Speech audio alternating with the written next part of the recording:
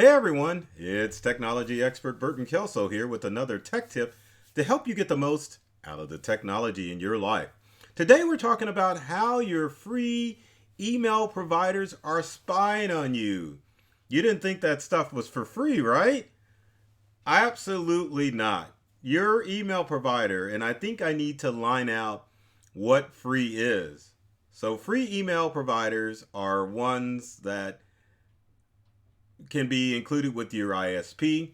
So, for example, if you are using Spectrum or Comcast or Xfinity, or if you're even using Google, and I'm trying to think of a few others, but you get where I'm going. If it's from your internet provider, that's an example of free email. And of course, there's the obvious scenarios of Yahoo, Gmail, and AOL, if you can believe it. All of those companies, if you never had to pay for email, except for a few exceptions, which we'll talk about at the end of this video, are spying on you. They're collecting all of your data and you're probably not aware of it. And of course, they're using it to sell to their advertisers or to make it a more attractive package to your advertisers. I'm going to tell a story. I'm like pausing because I want to be able to do this without revealing what went on. So there was a free, or not a free, but there was an internet service provider, and like a lot of them, many of them are media giants where they control every aspect of media. Meaning, if your internet provider gives you internet and TV, they monitor all of that information and make it an attractive package to whoever wants to buy advertising. So the beginning of the story is that last year I was fortunate, or in my company Integral, was fortunate enough to get some money to use for TV advertising. That was great, exciting, until I saw all of the information they had based on demographics of all aspect of their subscribers. It was insane the amount of information they had collected so that they could target ads directly to their viewers, regardless of their demographic. It was really scary. I went ahead and did the ad campaign, but you'll laugh. I saw nothing as far as actual tangible business that came as a result to that. Now, that's not a story to say that you shouldn't advertise, but the main thing that you should take away from this is the fact that whoever you're dealing with as far as free services, they're using it to collect information. So what type of information is being collected? I knew you were going to ask this. So let's talk about it. What types of things is your free email provider collecting from you? Number one, your surfing habits. When you are on the web surfing, your email provider is collecting all of that data. How does that happen? It's a good question. It's through the cookies in your browser. Your email is able to pick all that up and they can see exactly what it is there or where you're going on the internet. Kind of scary, huh? What else are they checking out? Well, everyone that you have talked to, it's being recorded in free email. It's services that, what's the word I'm looking for? It's ingrained into your free email that everyone that you have in your contact list, and if you send messages back and forth, they know who you're communicating with. So if you ever thought that you were doing some espionage with your free email service, I hate to tell you, your email provider knows. And if they had to, would have to be under obligation to divulge that information if ordered by a court of law. So keep that in consideration, all of you people sending emails that you're not supposed to. Next, what is being tracked? Well, I thought you'd never ask. Oh my gosh, the times that you're sending out email, scheduled or unscheduled. Your free email provider is looking at what time you're sending out email. Why does that matter? Well, they know when to target stuff to you. Maybe you're awake at 3 a.m. in the morning like I am sometimes. And so they want to know if those are times that they can target advertising to you. That's kind of a shame, isn't it? But you wouldn't think that's the case. But yes, free email is something that you really shouldn't be using, especially if you're a business. And I meant to start this video off in saying, hey, you business owners, I've been telling you for years, quit using free email. It's not good. It basically says spam me, and I'm too unprofessional to purchase a paid email account. So don't use it. What else are these guys tracking? This one shouldn't be a shocker, but your not your information, but your location. And I think I said information because instead of location, because they end up the same, don't they? Location, information. But anyway, yeah, wherever you're sending those emails, it doesn't matter if you're on your smart device or on your computer. Your provider is tracking where you're sending those emails from. So if there's anyone who's advertising with them that is geographically based in your area and maybe looking for travelers, they can target those ads to you. What else do we have? Oh my gosh. This is the worst of it. Every email message that you send out, it is whatever information or whatever files you have attached to it, they're scanning those too. So whether it be invoices or any financial documents that you've attached to an email or anything that has your personal information, your email provider is tracking it. And something else that's going to blow your mind, I know a lot of people use email as an electronic filing cabinet, meaning that you have folders that have information stored within them that you're thinking that it's for your purposes only. But if you're using free email, they allow you to set up those folders and you're putting files in those folders. But keep in mind that whatever attachments, whatever documents you've got stored in those subfolders in your email account, those are being scanned too.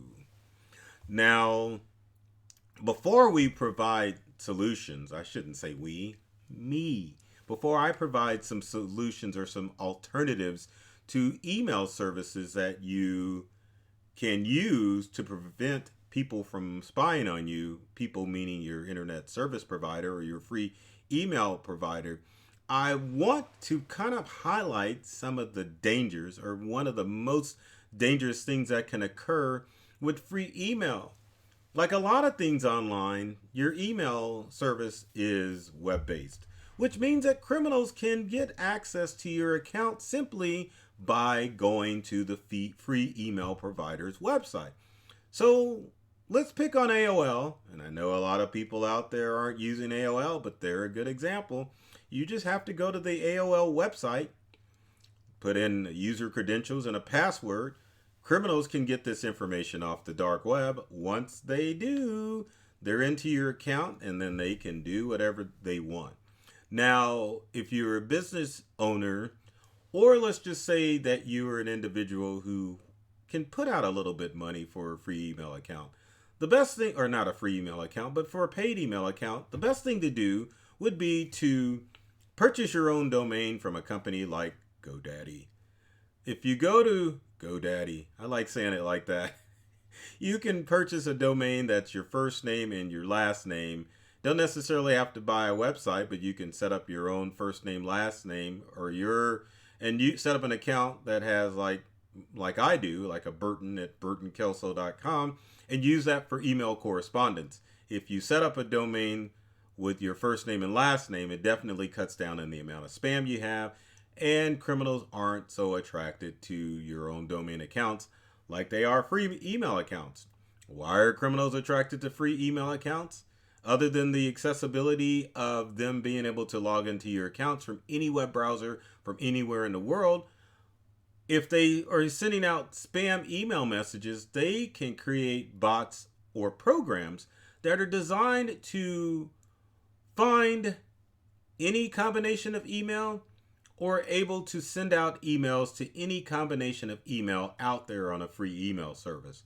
So if you're a Johnny Jones and criminals don't know it, there's a program that can figure out that you're a Johnny Jones and send you spam email.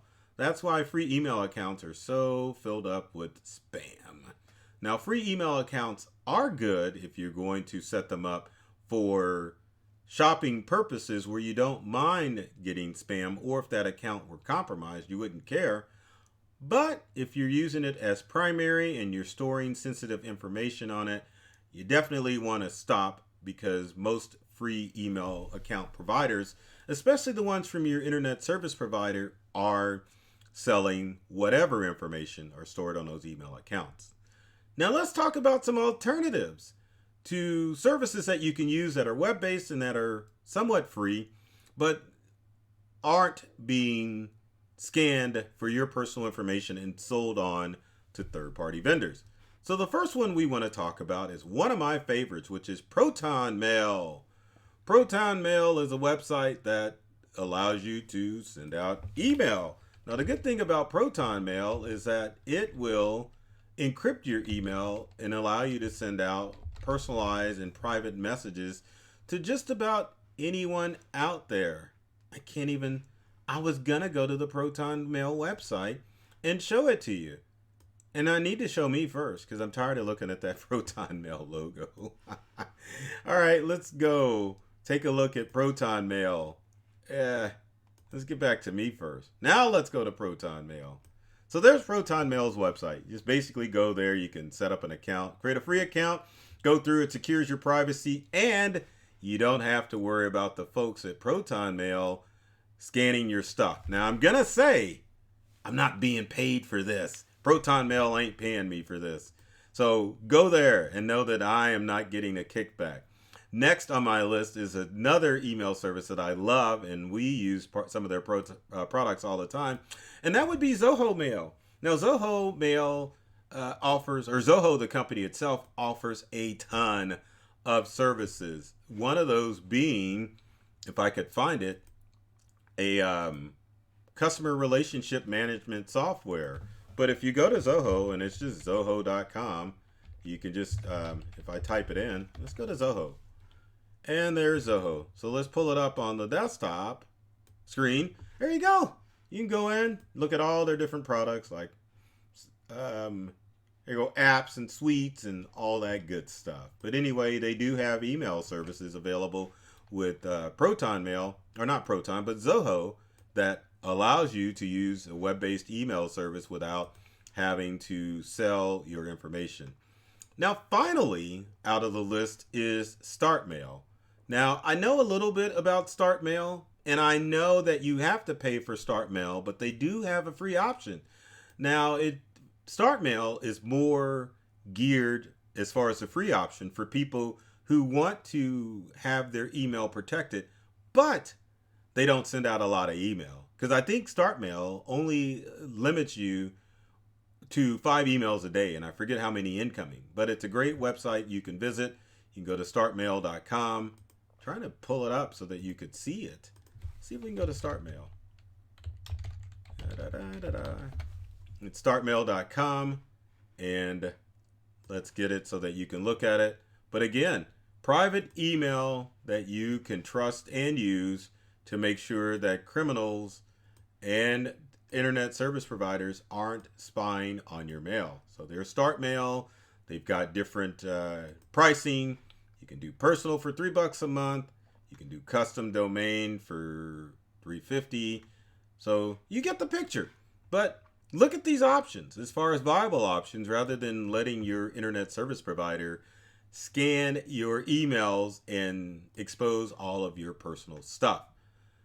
With that said, if you've got comments or questions about how ISPs are scanning your free email accounts, leave them in the comment section below. I know a lot of you love free email, but you have to understand there is a price for using free services. And with every video, I'm always begging, please, if you like this video, should do the James Brown, where, throw the cape on me. I can say, oh, please, please, please subscribe me. And then I can throw my cape or jacket off and go, can't go no more. But I'm not going to do that. So anyway, if you like this video, comment, share it. with your friends, because I know that you all have friends that need some sort of tech device. So with that said, I love technology. I've read all the manuals, and I'm serious about making technology safe, fun, and easy to use for everyone. So take care of yourself and do many things to make you smile. And thanks for watching.